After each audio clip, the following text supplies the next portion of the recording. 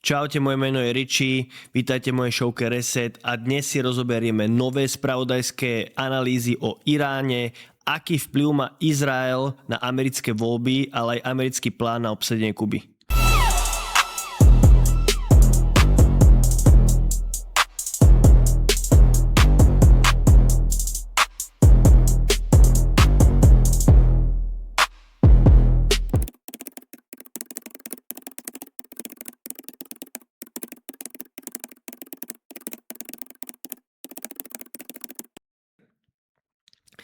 Na začiatok by som sa chcel dostať k tej druhej spomínanej téme a to je, aký vplyv má Izrael alebo proizraelské skupiny na americké voľby.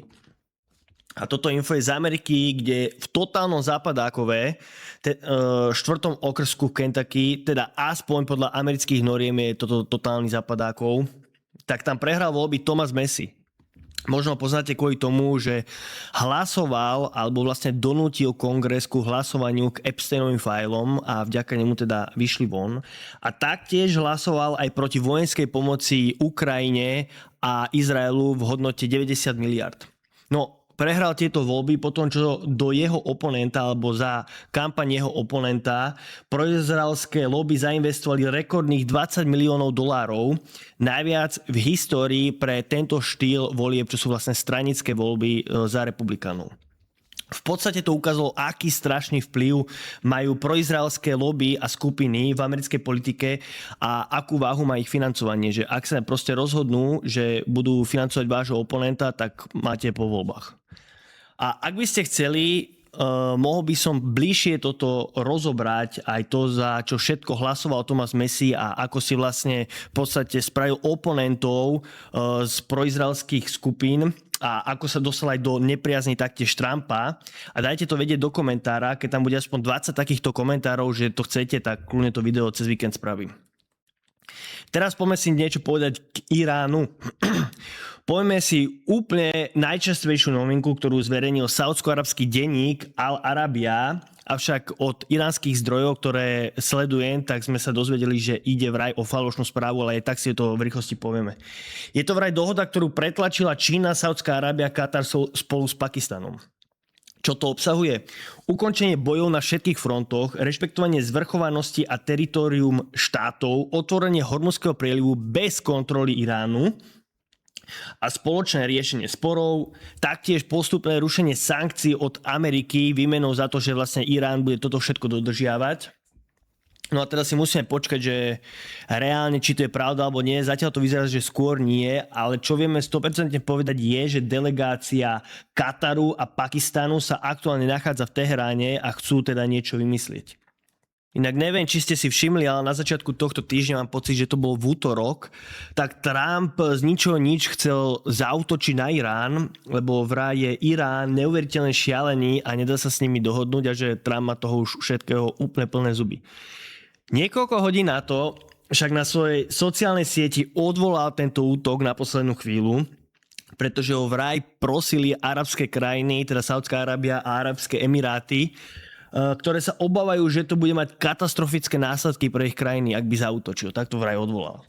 No, ale v minulom dieli sme si povedali o správe, že Irán si napriek ťažkému bombardovaniu od Ameriky a Izraelu dokázal zachovať až 70% všetkých odpaľovacích stanovišť plus 70% všetkých zásob balistických rakiet. Dnes máme nový report od Middle Eastern Eye, ktorý hovorí, že Iránci v spolupráci s Rusmi si vylepšili obranu vzdušného priestoru najmä štúdiom, aké vzdušné dráhy Američania používali počas útokov a náletov. Zo začiatku vojny mali Američania a Izraelci jednoznačne návrh a dominanciu, avšak s pribúdajúcim časom sa ako keby Iránci prispôsobili tomuto štýlu vojny a pred prímerím dokonca zostrelili niekoľko amerických lietadiel a stíhačiek, ako sme už aj o tom hovorili, ale môžeme si to v rýchlosti zrekapitulovať. Tesne pred prímerím sa Iránu podarilo zostreliť napríklad F-35, teda nezostreliteľnú stíhačku, a taktiež sa im podarilo zostreliť F-15, čo viedlo k záchrane pilota, kde sa potom udiali vlastne aj ďalšie americké straty. Tam boli tie lietadlá zostrelné, ale aj tie minivrtuľníky. Taktiež dokopy Irán dokázal zostreliť 16 dronov MQ-9 Reaper, čo je cca 20% z ich celkového počtu, ktorý Amerika má. Taktiež o tomto píše aj New York Times, ktorý hovorí, že Rusko pomohlo alebo mohlo pomôcť Iránu zmapovať letové vzorce USA, aby lepšie umiestnili svoje vojenské prostriedky a systémy protizdušnej obrany. Teda sú na tom lepšie ako pred vojnou. Pokračujeme s ďalšou novinkou od CNN. Podľa CNN 4 zdroje z americkej spravodajskej služby hovoria, že rýchlosť, akou Irán obnovuje svoju produkciu a kapacity je väčšia než všetky predpoklady a odhady tajných služieb. Vďaka aj spomínanej pomoci od Ruska a Číny. Počas prímeria teda Irán aktívne začal znovu s výrobou dronov a doplňaním vojenských kapacít, ktoré predšili teda všetky doterajšie očakávania, najmä čo sa týka hlavne dronov. Hoci sa čas na obnovenie a výroby rôznych zbraňových komponentov líši, niektoré odhady amerických spravodajských služieb naznačujú, že Irán by mohol mať úplne obnovenú kapacitu predvojnovú a schopnosť útočiť s dronmi už za 6 mesiacov, ako povedal pre CNN jeden zo zdrojov. Inak povedané, americké útoky degradovali iránske kapacity iba o niekoľko mesiacov a nie roky, ako to doteraz tvrdila Trumpová administratíva, ako aj napríklad veliteľ centrálneho velenia, generál Cooper, ktorý teraz nedávno vypovedal pred kongresom, pred výborom pre ozbrojené sily. A citujem, operácia Epic Fury výrazne oslabila iránske balistické rakety a drony a zároveň zničila 90% ich obranej priemyselnej základne, čím zabezpečila, že sa Irán nemôže obnoviť na celé roky. A toto je vyslovene v priamom rozpore s týmito niekoľkými tvrdeniami a hodnoteniami amerických spravodajských služieb, ktoré sme obdržali za posledné 2-3 týždne, by som povedal. Samozrejme treba povedať aj po tom, čo som čítal takéto nejaké komentáre pod mojimi videami, že berte tieto správy trochu z rezervou, pretože samozrejme je to mainstream, ale fakt, že sa objavujú v takomto veľkom množstve a vôbec, že sa objavujú a s tou očividnou neschopnosťou Ameriky sa pohnúť na jeden alebo druhý smer, tak niečo na tom pravdy určite bude, pretože ak by to nebola pravda, tak Amerika by nebola v takejto extrémne zúfalej situácii, v akej sa nachádzajú, že nevedia, čo majú robiť. No, ale povedzme si, že vlastne čo je ako keby najdôležitejším faktorom v celom tomto konflikte a odkedy to vôbec začalo, tak je to čas. Ak pôjdeme na úplný začiatok, tak v podstate celý čas, čo Netanyahu hovoril o tom, že Irán bude mať do 1 roka jadrovú zbraň, tak o čom on hovoril? On hovoril o tom, že ak by sa Irán rozhodol teraz mať jadrovú zbraň, tak do toho roka by ju dokázali mať. On tam hovoril aj iné termíny, ja neviem, 50 rokov dozadu, či 50, 40 rokov dozadu, tam spomínal v 80 rokoch, hovoril, že do 5 rokov môžu mať Iránci jadrovú zbraň. Tak to stále hovoril o tom, že ak by sa teraz rozhodli Iránci, že chcú mať jadrovú zbraň a dali by do toho všetku silu, vynaloženie, tak by za tento čas dokázali obdržať túto zbraň. A toto logicky sa skracuje s každým rokom toto obdobie.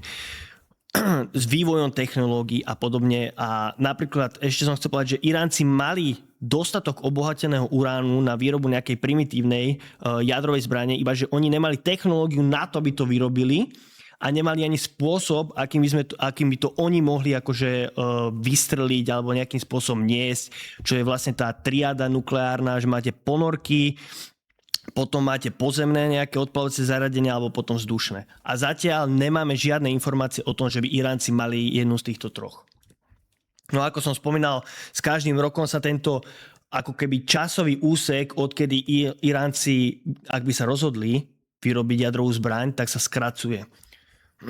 A preto vlastne Izrael sa rozhodol zaútočiť na Irán 12. júna 2025 a týmto spustil preteky o dosiahnutie jadrovej zbrane tým, že zaútočili na nukleárne zariadenia, čím donútili Irán v zrýchlení jadrového programu, čo vlastne priamo pozvalo znovu Ameriku do tohto konfliktu. A tým, že sa Amerika zapojila do tohto konfliktu s ťažkými bombami, útočili na nukleárne zariadenia, tak tieto preteky podľa ich vyjadrení oddialili o niekoľko rokov, tým, že ich akože oni tvrdili, že ich zničili.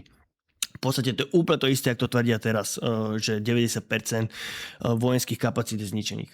Avšak týmto útokom poza chrbát počas vyjednávaní Amerika totálne zničila všetku dôveru Iránu voči Amerike Preto Irán samozrejme vyhostil všetkých inšpektorov medzinárodných, ktorí kontrolujú tieto nukleárne zariadenia.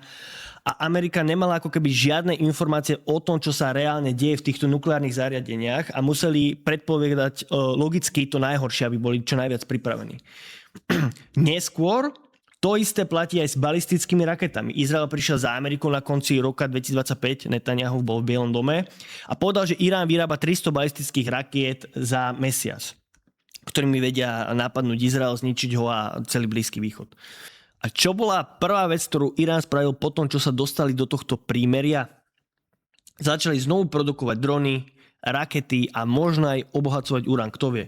A robia to v oveľa rýchlejšom tempe, ako ktokoľvek predpokladal. Teda do pol roka bude Irán vyzbrojený tak isto, ak nie lepšie ako pred samotnou vojnou. Budú mať oveľa pripravenejšiu protizdušnú obranu po spolupráci s Rusmi a Čínou. A teda otázka je, vráti sa Amerika späť do tohto konfliktu o niekoľko mesiacov alebo rokov, kedy bude oveľa väčšia šanca odporu, ak teda vôbec budú môcť zaútočiť na Irán, pokiaľ oni už nebudú mať jadrovú zbraň a už to nebude možné. Alebo to spravia teraz, kým ešte Irán nemá túto jadrovú zbraň alebo taký vysoký počet dronov a rakiet. Samozrejme, legendárny ďalší faktor času je Hormuzský prieliv, ktorý Irán ovláda. A takú štatistiku srandovnú som chcel spomenúť, že Hormuzský prieliv je teda stále zavretý a od začatia konfliktu cez prieliv prešlo len niečo okolo 90 ropných tankerov. A viete, koľko by za normálnych okolností prešlo, ak by bol otvorený? Cez 2500. To je extrémne číslo, ale extrémny rozdiel naozaj. Ale dajte vedieť, čo si myslíte vy, že či zaútočia teraz alebo neskôr. Ja osobne si myslím, že vyzerá to skôr na teraz, pretože je ešte Irán ako tak nepripravený, že nemajú tú spomínanú jadrovú zbraň alebo tie obrovské počty balistických rakiet a dronov. Sice neviem si predstaviť, že čo by chceli akože Američania dosiahnuť teraz a akým spôsobom by donútili Irán k niečomu. Ja neviem, že či naozaj chcú pozemnú operáciu, to je bolo čistá katastrofa. Naozaj neviem, je to až neuveriteľné. Ale poďme si ešte rýchlo niečo podať ku Kube. Šéf CIA Radcliffe sa stretol minulý týždeň s kubánskou vládou, pretože Kuba nemá žiadnu ropu, žiadne palivo a žiadne svetlo a elektriku. Tam sú výpadky elektriky až na 22 hodín denne, čo je v podstate už humanitárna katastrofa. A Amerika vydala dokonca federálny zatýkač na bývalého prezidenta Kuby Raula Castra a toto je presne to isté, čo spravili aj s Venezuelou a Madurom. Tam taktiež bol na ňo vydaný zatýkač a potom sa odohrala tá špeciálna operácia. Aktuálne bola do Karibiku taktiež vyslaná lietadlová loď USS Nimitz aj spolu so svojou útočnou skupinou, spolu aj s vyjadrením ministrom zahraničia USA Markom Rubiom po španielsky, kde adresoval občanom Kuby, že nadchádza nová etapa vzťahov medzi Kubou a Amerikou. Trumpova administratíva taktiež plánuje ponechať údernú skupinu USS Nimitz, ktorú som spomínal, v regióne aspoň na niekoľko dní ako demonštráciu sily a nie na účely rozsiahlých vojenských operácií. Toto tvrdil americký predstaviteľ pre New York Times. Samozrejme, že nebudú otvorene hovoriť, že čo majú v pláne, tak to povedia takýmto spôsobom. Inak taktiež som sa dopočul, že Kuba odkúpila od Ruska alebo Číny, teraz som sa ani presne istý, cez 300 FPV dronov, čo by teoreticky mohlo byť veľké nebezpečenstvo pre Ameriku. Či už to bude pre nich zámienka, aby spravili túto operáciu, alebo to môže byť aj nebezpečenstvo, ak by sa rozhodli spraviť tú operáciu a Kuba by to využila ako kontru na útoky. Naozaj Kuba je kúsok od Ameriky, že niečo by sa tam mohlo spraviť. No, potom čo Amerika obsadila Venezuelu, prestala Venezuela posielať ropu Kube a potom sa taktiež Amerika dohodla aj s Mexikom, ktorí im tiež prestali posielať ropu a toto boli dvaja najväčší dodávateľia ropy do Kuby a vlastne Kuba totálne prišla o všetku ropu, energie, palivo, všetko tam to totálne skrachovalo. S Venezuelou Amerika cieli spraviť domino efekt a získať kontrolu nad svojou západnou celkovou hemisférou, potom to bude Kuba a neskôr to bude Nikaragua. Popravde takéto intervencie sú podľa môjho názoru oveľa viac pochopiteľnejšie ako to, čo sa deje v Iráne, že Amerika zasiahla na Blízkom východe, pretože ak si to tak zoberieme, tak vlastne Kuba alebo aj Venezuela sú vyslovene, že v západnej hemisfére, teda v doméne Ameriky a z Ameriky tam môžete reálne že dohodiť kameňom. A taktiež na Kubu sa pokúsili alebo aj možno infiltrovali alebo majú tam veľký vplyv Rusi a taktiež aj Číňania a sú aj informácie, že tam majú nejaké odpočúvacie a sledovacie zariadenia, čo samozrejme nevyhovuje Amerike a presne tak isto, to je úplne akože paralela s tým, že čo sa deje napríklad na Ukrajine. Tiež tam boli infiltrovaní Američania a Rusom to nevyhovovalo a preto vlastne napadli Ukrajinu a je to úplne presne to isté, čo robí vlastne Čína aktuálne s Tajvanom. Ako keby si čistia svoju záhradku, tak by som to povedal. No a to je na dnes odo mňa všetko. Nezabudnite dať odber na tento kanál, like a komentár, čo si o tom myslíte. Nezabudnite aj o tom videu, čo som hovoril na začiatku ohľadom Thomasa Messiho. Keď chcete, dajte koment, že chcete a ak tam bude aspoň tých 20 komentárov, tak spravím o tom video cez víkend. Ďakujem všetkým, čo ma nejakým spôsobom podporujú, či už je to koment alebo aj donate, veľmi si to vážim. A situáciu taktiež monitorujem aj na mojom telegramovom kanále Richie 1. Link je v popisku videa aj na obrazovke a my sa vidíme na budúce.